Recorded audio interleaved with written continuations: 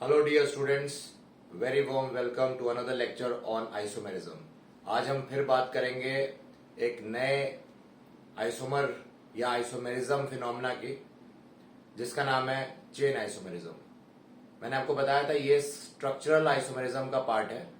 Chain isomerism structural के अंदर आते हैं chain isomerism, position isomerism, ring chain isomerism, functional isomerism, है ना, मेटामेरिज्म, टॉटोमेरिज्म, ये सब आपके स्ट्रक्चरल में माने जाते हैं। तो स्ट्रक्चरल आइसोमेरिज्म में क्या होता है, बेसिकली उनमें स्ट्रक्चर्स में डिफरेंस होता है, आईयूपीएस, क्योंकि और उसके कारण से उनका आईयूपैक नेम भी बदल जाता है ना। तो मेन बात आप याद रखोगे कि जितने भी स्ट्रक्चरल आइसोमर हो, चाहे वो चेन हो चाहे पोजिशन, उनमें कॉमन बात क्या है कि उनके स्ट्रक्चर्स अलग होते हैं, जिसके कारण उनका आईयूपीएसी नेम भी अलग हो जाता है। तो ये तो कॉमन बात हो गई। दूसरी बात, अब स्ट्रक्चरल आइसोमर में पहला क्या है, तो पहला है चेन आइसोमेरिज्म। तो आज हमारा लेक्चर जो है वो मेनली चेन आइसोमेरिज्म पे है। चेन आइसोमेरिज्म आपने कॉमनली सुना होगा, ये chain isomerism is a commonly used word, जिसको न्यूक्लियर आइसोमेरिज्म भी कभी कभार कहते हैं हम, न्यूक्लियर आइसोमेरिज्म या स्केलेटन आइसोमेरिज्म। ठीक है, न्यूक्लियर आइसोमेरिज्म कह सकते हैं इसको, या हम स्केलेटन आइसोमेरिज्म कह सकते हैं। ठीक है, अब इसमें क्या होता है कि देखो, न्यूक्लियर और स्केलेटन क्यों कहते हैं, क्योंकि ऑब्वियसली इनमें चेन में जो है, चेन जो होती है लॉन्गेस्ट चेन, उनमें डिफरेंस होता है। जैसे आप जब नेमिंग करने जाते हो आईयूपीएससी की, तो आप पहले क्या करते हो, लॉन्गेस्ट चेन सेलेक्ट करते हो। तो जो लॉन्गेस्ट चेन है वही डिफरेंट हो जाती है। ठीक है ना, तो हम बोल देते हैं यहाँ पे चेन आइसोमर्स हैं, बट उनकी कुछ कंडीशंस हैं, वो बात हमें ध्यान रखनी होंगी। तो पहले तो समझ लो इसके बारे में, अगर हम बात करें तो इसको क्या कहा जाता है, न्यूक्लियर या स्केलेटन। क्या इनमें मॉलिक्यूलर फॉर्मूला सेम होता है चेन आइसोमर्स का, तो यस, यहाँ पे बोलेंगे they have the molecular formula will be same for all the chain isomers, ये पक्का है। क्या मॉलिक्यूलर वेट सेम होगा, yes, they will also have the same molecular weight. तो फिर सर अलग क्या है, तो मैंने आपको बताया but differ in carbon carbon linkage, but differ in carbon carbon linkage. ठीक है ना, यानी कि स्केलेटन में लिंकेज मतलब स्केलेटन जो हो गया, इसलिए इसको स्केलेटन आइसोमेरिज्म कहते हैं। सो ये आप कह सकते हो, मतलब बेसिक बात है। या एक और तरीके से बोल सकते हो इसको कि दैट इज, आप लिख सकते हो स्केलेटन नंबर, ऐसे भी बोल सकते हो कि इनमें स्केलेटन नंबर में डिफरेंस। अब ये स्केलेटन नंबर क्या चीज है, तो वो आगे जानेंगे। पहले आप यहां तक समझ में आ गया, आपको पॉज करके नोट करते जाना, ठीक है ना। अब यहां पे ऐसे लिख सकते हो, हैव डिफरेंट प्रिंसिपल कार्बन। देखो अभी मैं आपको क्या बता रहा हूं कि मैं आपको स्केलेटन चेन आइसोमेरिज्म की डेफिनेशन बता रहा हूं, कुछ थ्योरी बतानी पड़ती है ना, नहीं तो आप लिखोगे क्या। तो आपको एग्जाम में भी थ्योरी में भी लिखना हो तो आप लिख पाओगे, है ना। तो थोड़ा सा बता रहे हैं, फिर हम इसको एक्सप्लेन करेंगे अच्छे से, ठीक है, एग्जाम्पल्स के साथ। तो दे हैव डिफरेंट प्रिंसिपल, क्या, carbon chain. Principal carbon chain मतलब लॉन्गेस्ट कार्बन चेन, आपको मालूम है, जैसे हमने बताया, ठीक है। But substituent also is different, and substituent position, ऐसे बोल सकते हो, सब्स्टिट्यूएंट पोजिशन, ठीक है ना। तो या सब्स्टिट्यूएंट बोलो, आप पोजिशन नहीं बोलो, आप सब्स्टिट्यूएंट ही बोल दो। सो ये चीज आपको याद रखनी है, ठीक है। Long, they have different principal carbon chain मतलब इनकी लॉन्गेस्ट जो चेन है वो डिफरेंट है, मतलब इनका वर्ड रूट डिफरेंट है। आप लॉन्गेस्ट चेन को क्या बोलते हो, वर्ड रूट। तो वर्ड रूट याद रखना, कार्बन चेन जो हमारी प्रिंसिपल है, ये हमारी वर्ड रूट बताती है हमें, है ना। जब आप नॉमेनक्लेचर पढ़ोगे तो आपको वर्ड रूट एनकाउंटर होता है, ये शब्द, ठीक है। सब्स्टिट्यूएंट क्या होता है, सब्स्टिट्यूएंट लूजर हम मानते हैं, तो वो 2 डिग्री प्रीफिक्स बन जाता है ना, इसी को हम लोग 2 डिग्री प्रीफिक्स भी कहते हैं। तो जब भी 2 डिग्री प्रीफिक्स और वर्ड रूट में डिफरेंस है, तो हम बोल देते हैं ये चेन आइसोमेरिज्म है। ऐसे भी बोला जाता है, आईयूपीएससी नेम से अगर कनेक्ट करना चाहो तो इसको कनेक्ट कर सकते हो, ठीक है। अब फंक्शनल ग्रुप क्या, इसमें डिफरेंट रहता है, सेम। तो अगर हम बात करें फंक्शनल ग्रुप की, तो यहां पे आपको याद क्या रखना है कि functional group remains the same, functional group remains same. मतलब जो चेन आइसोमर आपने लिया, तो जैसे अगर मान लो मैंने लिया C4H9Br, मान लेते हैं अभी के लिए, तो यहां फंक्शन ग्रुप तो सेम ही रहेगा, तभी इसके चेन आइसोमर ड्रॉ करोगे। अगर फंक्शन ग्रुप बदल गया, मान लो आपने ये लिया और आप ये बोलोगे, तो ये दोनों कभी भी चेन आइसोमर्स नहीं हो सकते, क्योंकि यहाँ फंक्शन ग्रुप ही अलग हो गया है। सो चेन आइसोमरिज्म के लिए जो फंक्शन ग्रुप है वो सेम होना चाहिए। यहाँ तो अलग है, तो ये दोनों तो चेन आइसोमर नहीं हो सकते, पर यहाँ भी ऐसे Br होता तो चेन आइसोमरिज्म में सेम फंक्शन ग्रुप, या यहाँ पे OH होता है, यहाँ पे भी OH होता, function group can not change. दूसरी बात, लॉन्गेस्ट चेन में डिफरेंस आना चाहिए, वो हम बताएंगे अभी आपको, ठीक है। तो ये बात याद रखना। तो यहां तक सबको समझ में आ ही चुका होगा, कोई बड़ी बात नहीं है। अब मैं समझाऊंगा आपको कि स्केलेटन नंबर क्या होता है ना। तो मैं मिटा देता हूं इसको, और मिटाने के बाद आपको समझाता हूं स्केलेटन नंबर के बारे में। स्केलेटन नंबर जानने से पहले आप ये भी जान लो कि ये चेन आइसोमर्स कौन से ग्रुप्स या कौन से मॉलिक्यूल्स में शो नहीं कर सकते। जैसे एल्केन फैमिली की अगर हम बात करें, तो क्या मीथेन कभी भी चेन आइसोमरिज्म शो कर पाएगा? CH4 आपका जो मीथेन होता है, नहीं कर सकता ना भाई। क्या कर लोगे तुम कि लॉन्गेस्ट चेन एक ही, मतलब क्या कर लोगे तुम इसमें, है ना। चेन डिफरेंस कैसे कर लोगे मीथेन में? So methane does not show chain isomerism, ऐसा आ सकता है ऑप्शन में, which does not show chain isomerism. क्या इथेन शो कर सकता है? C2H6 ये भी नहीं कर सकता। 2 कार्बन है ना, जैसे आपने बनाया 2 कार्बन, बस 2 कार्बन ये हो गया आपका। ऐसे बॉन्ड लाइन नोटेशन में आप बनाया तो 2 कार्बन ये हो गया। ऐसे लिखना चाहो CH3 और कोई पॉसिबिलिटी नहीं, और कुछ कर ही नहीं सकते इसमें, है ना। आइसोमर इसके बना ही नहीं सकते। और क्या C3H8 भी नहीं बना सकते? क्यों? CH3 CH2 CH3। और कोई पॉसिबिलिटी है क्या? कुछ लॉन्गेस्ट चेन को मैनिपुलेट कर सकते हो? नहीं। लॉन्गेस्ट चेन तो 3 ही कार्बन की रहने वाली है, यानी कि ये भी चेन आइसोमरिज्म शो नहीं करेगा। यहाँ 2 कार्बन की लॉन्गेस्ट रहने वाली थी, चाहे जितने भी इसके स्ट्रक्चर बना लो, बन ही नहीं सकते, है ना। इसका भी और कोई स्ट्रक्चर नहीं पॉसिबल है, तो हम बोलेंगे ये सब क्या है? चेन आइसोमर्स नहीं है, मतलब they will not exhibit these 3। Remember, alkanes do not exhibit chain isomerism, ठीक है। तो पहले ये मत सोचना कि भाई ऑल एल्केन्स विल शो, या ऑल एल्कीन विल शो, या ऑल एल्काइन विल शो, ऐसा नहीं है, ठीक है ना। तो पहली बात ये जान लो, सारी चीजें शो नहीं करती हैं ये। अब इसमें दूसरी बात करते हैं स्केलेटन नंबर के बारे में। मैंने आपको बताया स्केलेटन नंबर क्या होता है, तो ये 2 डिजिट नंबर होता है, XY मान लेते हैं इसको, ठीक है। और X जो पहला नंबर है वो अपने को बताता है number of carbon in longest chain, ठीक है ना, मतलब वर्ड रूट के बारे में। और Y वैल्यू हमें बताती है सब्स्टिट्यूएंट, नंबर ऑफ सब्स्टिट्यूएंट्स, कितना सब्स्टिट्यूएंट उसमें है, ठीक है।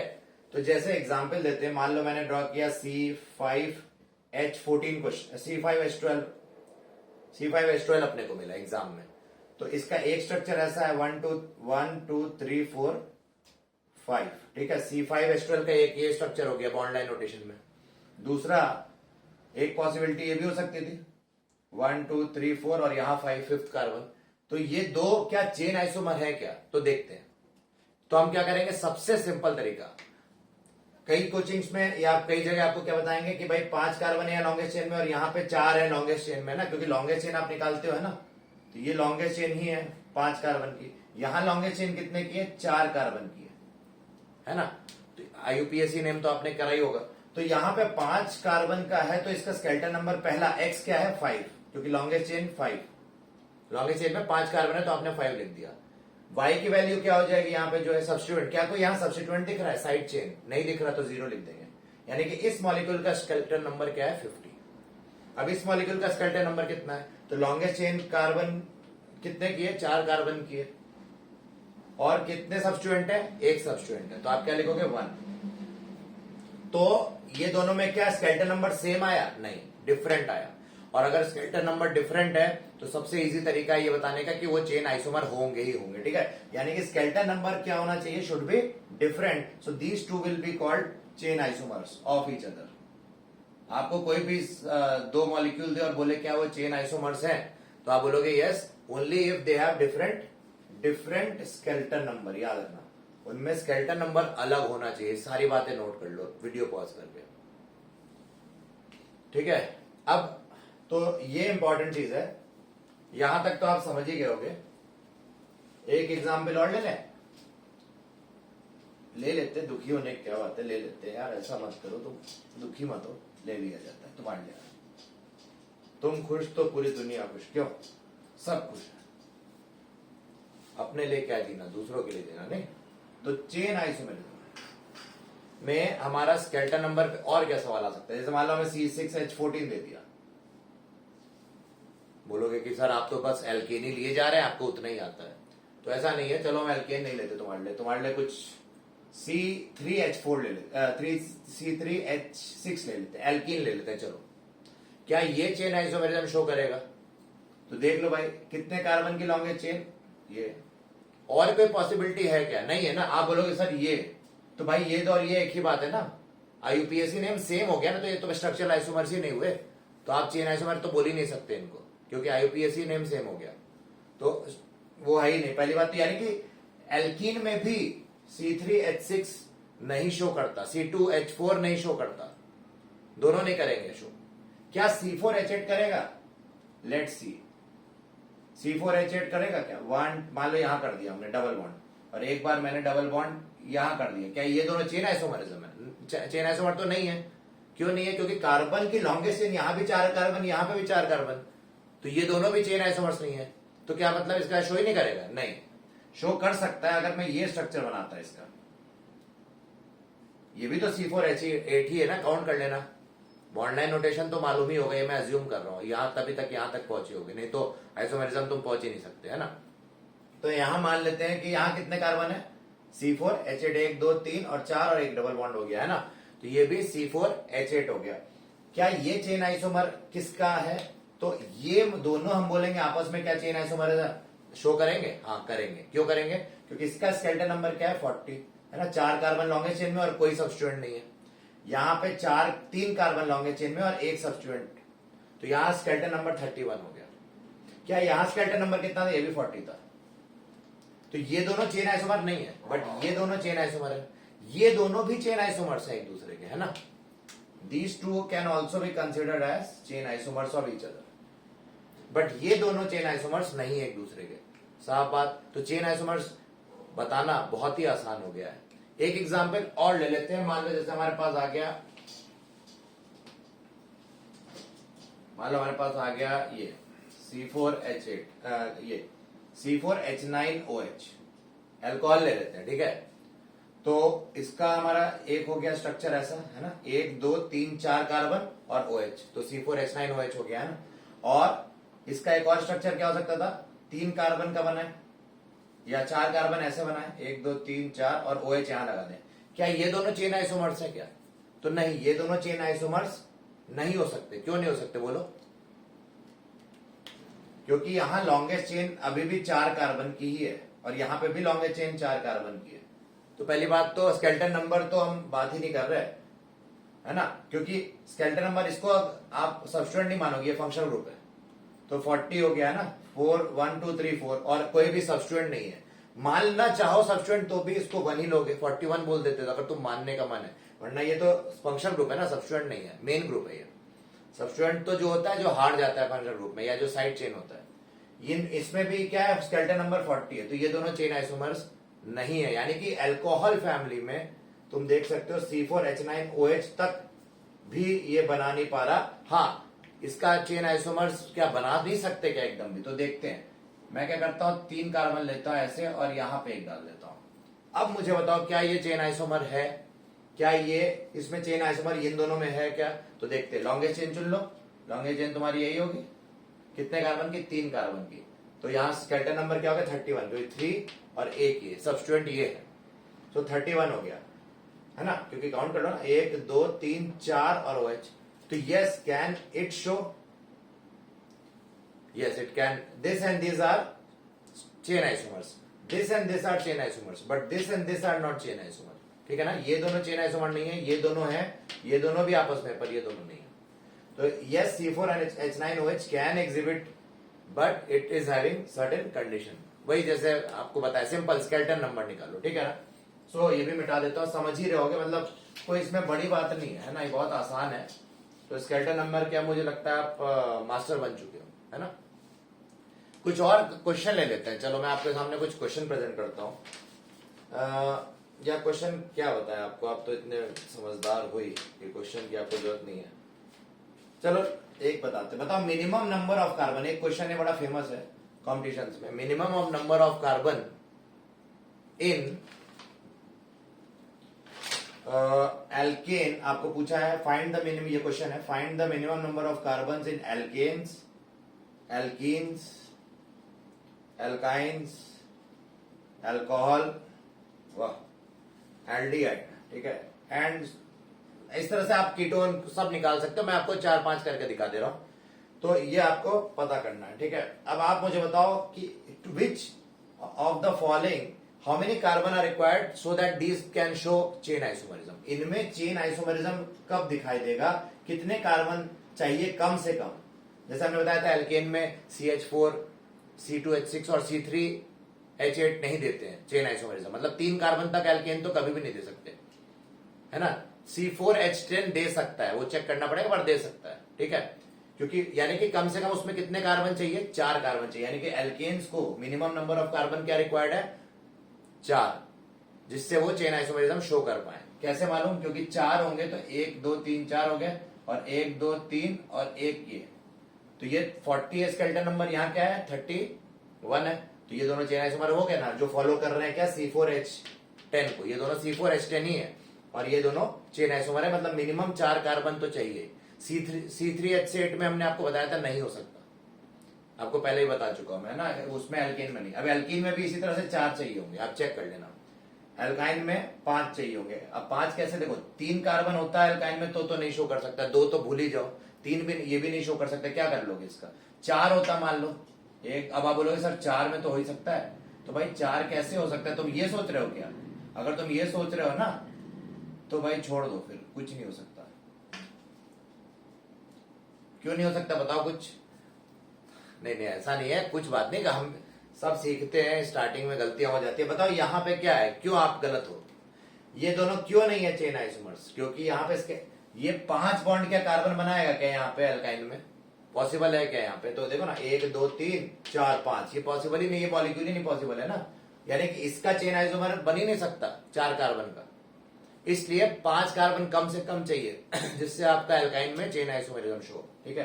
तो ये बात भी ध्यान रखना। अल्कोहल में फिर से 4 चेक कर लेना, बताया था आपको अल्कोहल का। एल्डिहाइड में भी 4 चेक कर लेना, मतलब एल्डिहाइड क्या होता है, CH3 CH2 CH2 CHO, मान लो ये एक पहला स्ट्रक्चर, दूसरा स्ट्रक्चर इसका CH3 CH CH3 CHO, तो क्या ये दोनों चेन आइसोमर्स है, हाँ है, बिल्कुल है। क्यों, लॉन्गेस्ट चेन देख लो यहाँ कितने कार्बन की है, 4, फंक्शन ग्रुप इंक्लूड होता है ना कार्बन, और यहाँ लॉन्गेस्ट चेन कितने कार्बन की है, 3, तो यहाँ पे चेन में डिफरेंस आ गया, फंक्शन ग्रुप तो वही है बट चेन लॉन्गेस्ट डिफर हो गई, यानी कि ये चेन आइसोमर का केस बनता है, ठीक है ना।